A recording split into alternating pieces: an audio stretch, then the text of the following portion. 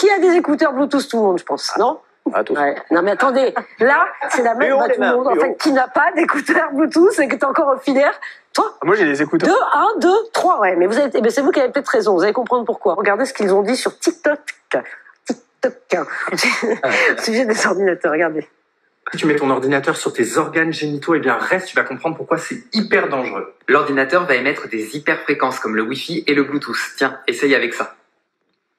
C'est quoi ça? C'est un acoustimètre qui permet de mesurer les hyperfréquences, et quand c'est rouge et que ça fait du bruit, c'est que ça dépasse les valeurs de précaution. Waouh, mais c'est quoi tout ça?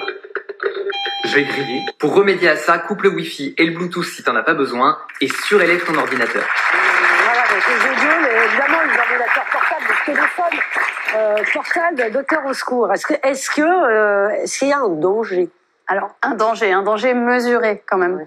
Parce qu'en fait, les écouteurs sans fil, on sait qu'il y a une certaine puissance d'ondes électromagnétiques, mais qui est nettement plus basse que lorsqu'on utilise la 4G et encore surtout quand on utilise le téléphone au niveau de l'oreille.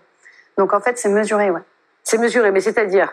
Enfin, est-ce qu'il vaut mieux avoir des écouteurs filaires? Parce que ça coûte moins cher. Je vous dis tout de suite les cadeaux de Noël, tout le monde va être vachement content.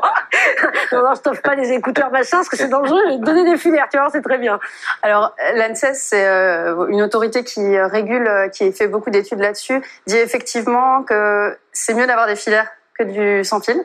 Dans l'idéal, ça fait partie de ces principes de précaution. Parce qu'en fait, il y a eu beaucoup d'études sur les ondes électromagnétiques, sur les dangers. Et finalement, l'OMS a statué en disant qu'on ne peut pas conclure exactement en disant que c'est dangereux. Mais par contre, il faut faire ce qui est dit dans la vidéo. Elle est bien, cette vidéo. En fait, elle dit qu'il faut agir par précaution. Donc, on sait que ça peut agir potentiellement sur la fertilité, notamment des hommes. On fait attention au téléphone, on les met pas dans les poches. On fait attention. On les met où? Oui, parce que les hommes n'ont pas de sac à main. Les hommes n'ont pas de sac à main. Non, mais on les met où? C'est comme quand on dit le Bluetooth, il faut le couper. Oui, il faut aussi. Mais alors, qu'est-ce qu'on fait de notre ordi? Enfin, je veux dire, l'ordinateur aujourd'hui sans le Wi-Fi ou le Bluetooth, tu n'as pas besoin d'ordinateur, donc c'est le chien qui se mord la queue. Ouais, c'est compliqué. Après, l'utilisation, c'est un petit peu comme l'intelligence artificielle. L'idée, c'est d'avoir une utilisation raisonnée. Par exemple, si on a une box chez soi, on évite de la mettre dans notre chambre.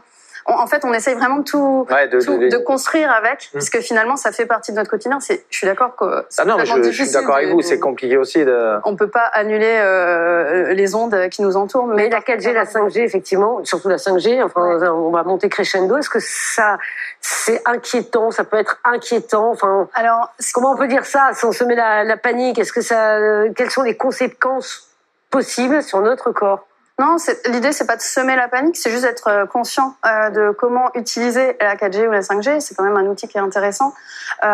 L'idée, c'est que surtout quand le téléphone va rechercher du réseau, quand on a une barre, là, comme on dit, là, le téléphone va envoyer vraiment beaucoup de puissance. Alors, si on téléphone à ce moment-là, quand ça recherche, là, on se prend vraiment plein de... Oui, mais avec quelles conséquences? Sur le cerveau, par exemple? Alors, ou sur le corps, je ne sais pas, moi.